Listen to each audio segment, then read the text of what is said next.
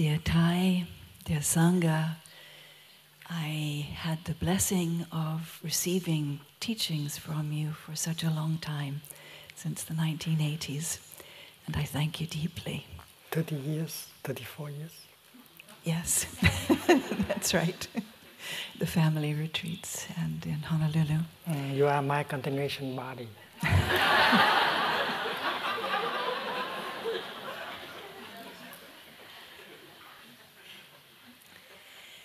I work as a psychotherapist, and even though I have had such wonderful teachings, I found when I was diagnosed with cancer 12 years ago that it was extremely hard, and I learned a new way about suffering in my body and mind. And because I had a practice, I really did very well through the process. But now I work with people with cancer, and I have created a mindfulness retreat for people with cancer.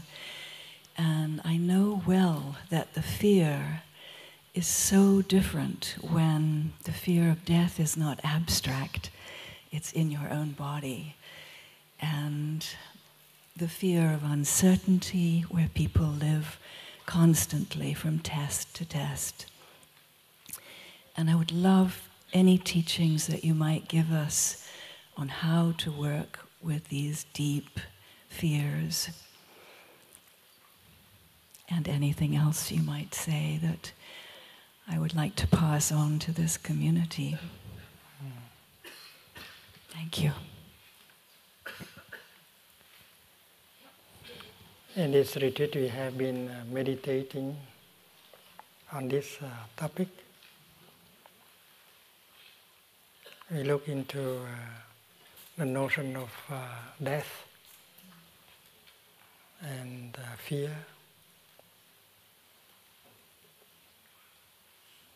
And we know that when you get the right view, you'll be free from fear and despair. And that is why if we have the right view, not as a theory, but as a real experience, and then it can help people a lot. When you sit close to a person who is dying, if you have that insight of no birth and no death, if you have that peace, and then you can be very helpful. And the person who is dying will not suffer, and he or she can die peacefully. That is in the case of Anathapindika, the lay practitioner. Anathapindika was a lay practitioner. He was a businessman. And when he traveled to the kingdom of Rajagraha, the city of Rajagraha, he met with the Buddha for the first time. And he invited Buddha to come to his country, to his city, Sravasti. And he offered him a park, a lovely park, to be served as a practice center.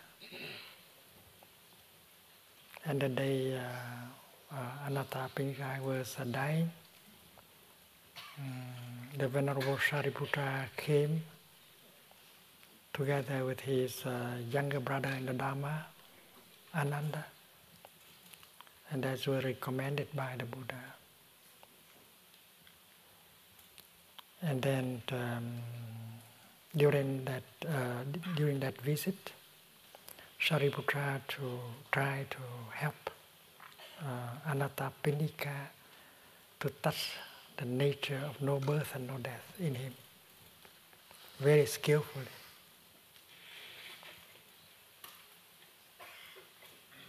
And the story is written down in a sutra called Teaching Given to the Dying Person.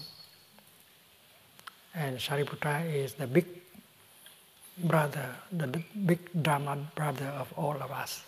He was very skillful.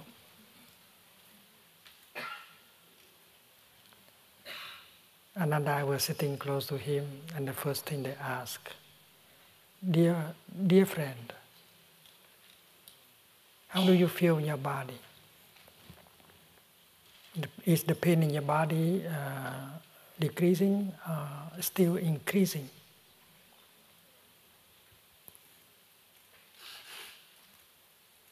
And that is the question of a doctor, right?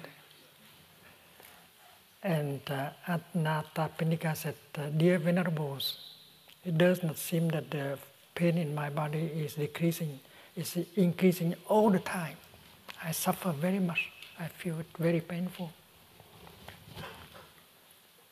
And responding to that, Shariputra said, in that case, let us meditate on the three jewels, the mindfulness of the three jewels.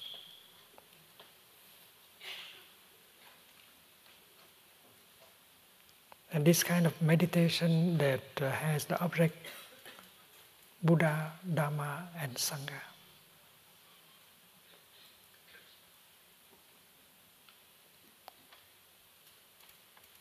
And they offer a guided meditation exercise. The two monks were supporting the dying person to practice recollection on the Buddha, recollection on the Dhamma, recollection in the Sangha. And we can learn from their experiences. Because Sariputra was a very intelligent monk. He knew that Anathapindika had taken a great deal of pleasure serving the Buddha and the Sangha. He was a businessman. He had a very lovely heart.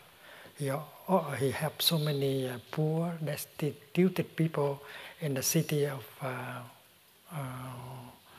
Shravasti.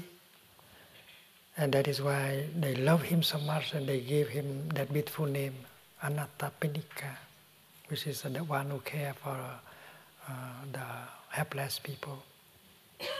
His real name is Sudatta. And he had offered the Buddha a beautiful park to be used as a practice center, where people come and listen to the Dhamma talks and practice recitation of the mindfulness trainings and Dhamma sharings. And he encouraged his children to come with him to practice. And every time he think of the Buddha, the Sangha, every time he did something to support the Buddha and Sangha, he got a lot of happiness. Serving the Buddha and the Sangha, learning the Dhamma brought him a lot of happiness. So there are many seeds of happiness planted already in his consciousness. And the insight of Sariputra is that if we focus our attention on the Buddha, the Dhamma, and the Sangha, and water the seed of happiness already in him, and then feeling of joy and happiness will be water and manifest, and they will create a balance between the joy and the pain, and the man will suffer less. I think all psychotherapists have to learn from our big Dhamma brother Shariputra. And after 5-8 minutes of the practice, recollection of the Buddha, the Dhamma, and the Sangha, Anathapindika was able to smile. So, sitting close to the deathbed of someone, you have to recognize the seed of happiness in him or her. You have to inquire in advance. And you will say something to water the seeds of happiness in him or her. And that water the seeds of happiness and create the feeling of joy and happiness that will reestablish the balance, and the woman will suffer less.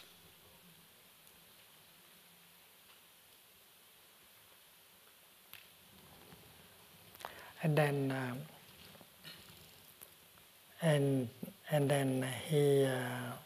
Shariputra continue with the meditation on the six sense organs, which is the eyes, the ear, the nose, the tongue, the body, and the mind. Six sense objects like the form, sound, smell, touch, and so on. And the six consciousness, and to help Anathapindika to see that these things are formations. They have come from nowhere. When conditions are sufficient, they manifest like that. They have come nowhere, and they will go nowhere. They will go nowhere. No coming, no going. That is the insight that we get when we practice like that. They try to focus his attention on the fact that there are four elements in our body: water, air, heat, soil, inside and outside. And to help the dying person see that a human being is made of these elements, and when conditions are sufficient, they manifest, and when conditions are no longer sufficient, they stop that manifestation and manifest otherwise. And there is no birth and no death, no going and no coming. And at the end of, toward the end of the meditation, they saw the Anathapindika crying.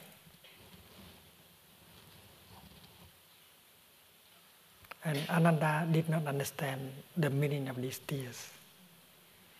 He was very concerned. He said, "Dear friend, why do you cry?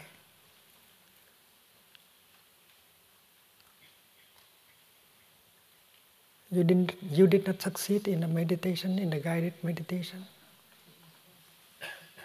"No, Venerable Ananda, I did it very well.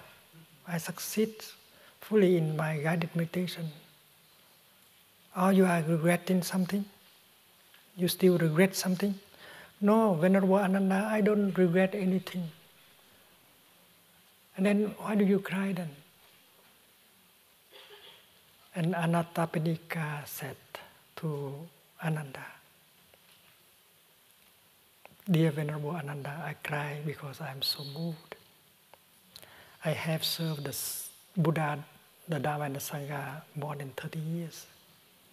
But I have never received such a wonderful teaching and practice that can liberate me like today.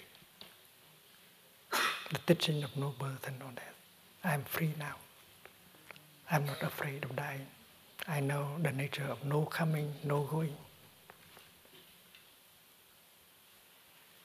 I can see my continuation."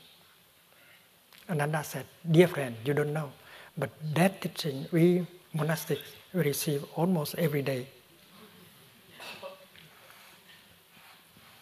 Anathapindika said, "Dear Venerable Ananda, of course there are lay people who are so busy, who have no time to receive this kind of teaching and practice.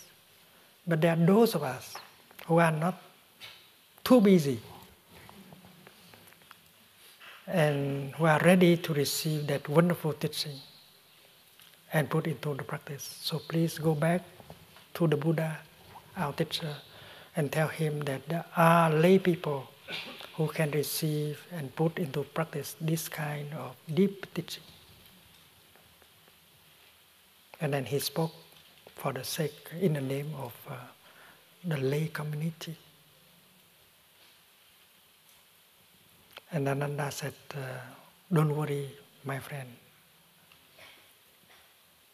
after this I will go back right away to the Lord and tell him about your request.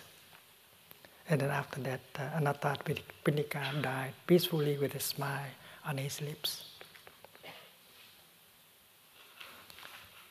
So the sutra, the teaching given to the dying person is available in the Plum Chanting book. We have to study, we have to practice, and we can be very helpful in making the people who die suffer less, who are dying slowly to suffer less. But we, even if we do not have cancer, our cancer has been healed, we have to practice. We have to continue to practice. Because you don't practice, it can come back. It can drain you quickly. So it's very important that you keep the practice alive. And you always have a Sangha behind you to support you in practice. There is a friend in Montreal, Canada. His doctor gave him only 3 months to live. But after he met the Sangha and attended one retreat, he took the practice into his heart and practice. And he lived more than 10 years. But because after that his wife did something, have some kind of relationship that make him suffer, and he could not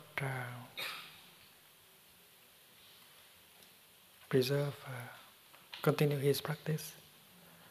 And that is why the situation degenerated very quickly and he died. I think we need to be in touch with Sangha always. And when something like that happens, we have to renew our practice, to lean on the Sangha. Otherwise,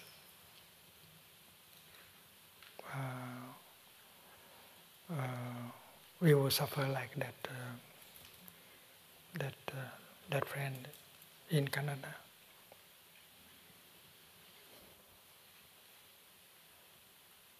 And this teaching is not only for psychotherapists. This teaching is for all of us, monastics and lay practitioners alike.